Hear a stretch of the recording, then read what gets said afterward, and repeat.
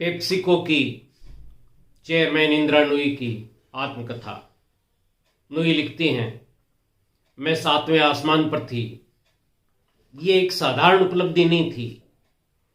PepsiCo की अंतर्राष्ट्रीय अध्यक्ष, वाह।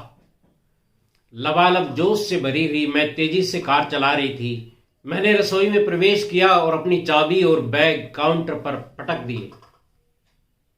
मैं उत्साह से कांप रही थी, इसलिए सभी को बताने के लिए बेचैन हो रही थी। तभी मां से मेरा सामना हुआ। मेरे पास एक बहुत ही अविश्वसनीय खबर है, मैंने कहा। तो खबर इंतजार भी कर सकती है, मां ने कहा। मैं चाहती हूं कि पहले तुम बाजार जाओ और दूध लेकर के आओ। तुमने राज को दूध लेने के लिए क्यों नहीं कहा? मैंने पूछ ही लिया। मुझे लगा कि वो अभी अभी आया है, थका हुआ भी था, इसलिए मैं उसको परेशान नहीं करना चाहती थी। मैंने चाबियां उठाई, कार में वापस गई और 1 मील दूर जाकर मैं 2 किलो दूध लेकर के आई। जब मैं फिर से रसोई में गई तो मैं पागल हो रही थी। मैं अभी अभी पेप्सिको की अध्यक्ष बनी हूं और आप ठहर कर मेरी बात भी नहीं सुन सकती हैं, मैंने जोर से कहा। तुम्हें तो यही पड़ी थी कि मैं दूध लेने जाऊं, मां ने पलटकर कहा। मेरी बात सुन लो। तुम राष्ट्रपति या पेप्सिको की कुछ भी हो सकती हो, लेकिन जब घर आती हो तो एक पत्नी, एक मां और एक बेटी होती हो। कोई और तुम्हारी जगह नहीं ले सकता। इसलिए अपने राजमुकुट को गैरेज में छोड़कर आया करो। एक मल्टीनेशनल कंपनी की अध्यक्ष से ऐसी दो टूक बात एक मां ही कह सकती थी। भारत में पैदा हुई इंदिरा कृष्णमूर्ति नूई एक सीनियर बिजनेस एग्जीक्यूटिव और 2006 से 18 तक पेप्सिको की सीईओ और चेयरमैन रही। पेप्सिको खाद्य और पेय पदार्थों के व्यवसाय में दुनिया की दूसरी सबसे बड़ी कंपनी है। इंदिरा नूई का जन्म हुआ 28 अक्टूबर 1955 को मद्रास में, जो अब चेन्नई है। इनके father state bank of Hyderabad में काम करते थे और उनके दादाजी डिस्ट्रिक्ट जज थे। स्कूलिंग इनकी हुई मद्रास के Holy Angels Anglo Indian higher secondary school में और मद्रास क्रिश्चियन कॉलेज से 1974 में ग्रेजुएशन किया। इसके बाद आईआईएम कलकत्ता में दाखिला लिया और 1976 में एमबीए कर लिया। नूई डिबेट में अच्छी थी और इनके दादाजी हों चाहे माँ पिताजी, सभी लोग शाम को आने के बाद उनसे डिस्कस करते थे। इनकी पढ़ाई में रुचि लेते थे। हाँ, घर में डिसिप्लिन बहुत था। जब इन्होंने एमबीए कर लिया तो पहली नौकरी जॉनसन एंड जॉनसन में की। इसके बाद टेक्सटाइल फर्म थी मेटूर बर्ड सेल, उसमें काम किया।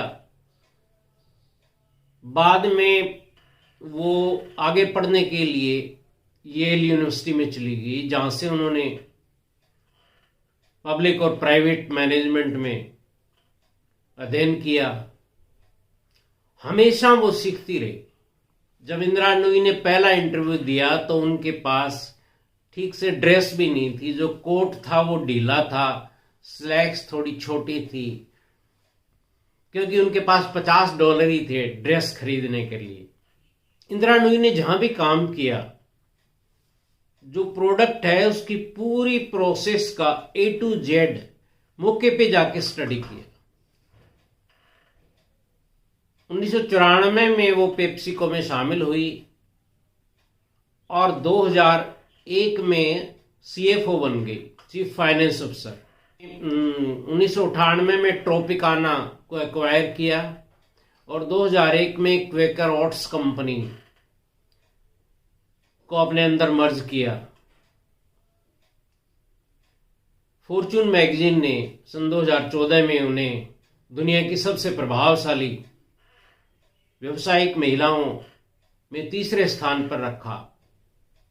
इंदिरा नूई के समय में कंपनी का प्रॉफिट $2.5 बिलियन से बढ़कर $6.5 बिलियन हो गया था।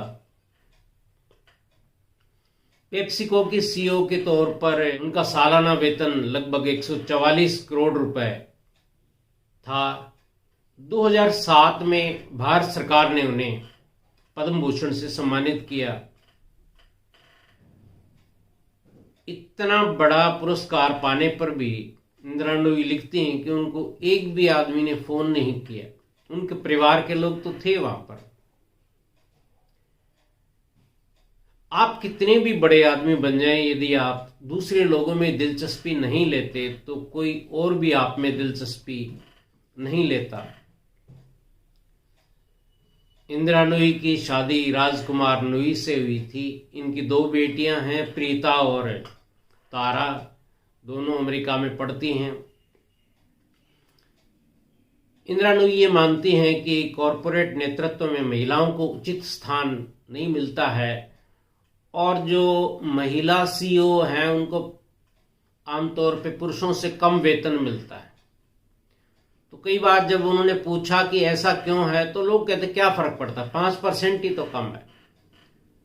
तो ये कहते थे भी 105% क्यों नहीं दे देते महिलाओं को।